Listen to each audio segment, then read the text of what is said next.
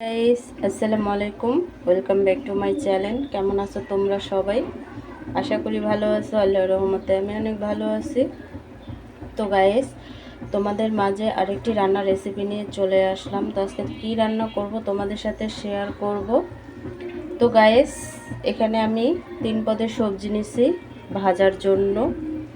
আর বেগুন ভাজাটা তো সবচাইতেই জনপ্রিয়, তো সবাই খেয়ে থাকে। বেগুন ভাজার তো কোনো অসাধারণ এক কথায় বেগুন ভাজা।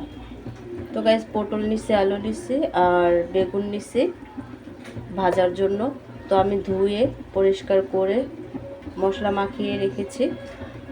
তো 5 মিনিটের জন্য মশলাটা মাখিয়ে রাখবো, তারপর আমি ভাজতে যাব। তো গাইস, ভিডিওটি ফার্স্ট থেকে লাস্ট পর্যন্ত দেখতে থাকো। আশা করি ভালো লাগবে। আর ভালো লাগলে প্লিজ একটি লাইক আর একটি সাবস্ক্রাইব করে পাশে থাকবে। গাইস, আমি বেগুনটা ভেজে নিচ্ছি।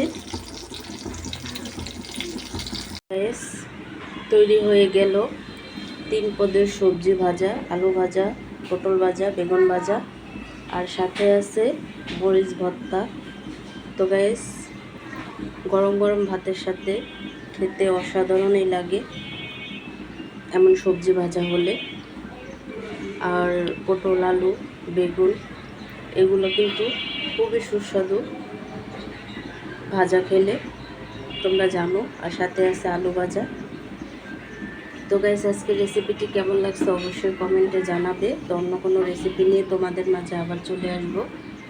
আজকে এই পর্যন্তই। সবাই সুস্থ থাকবে, ভালো থাকবে। আল্লাহ হাফেজ।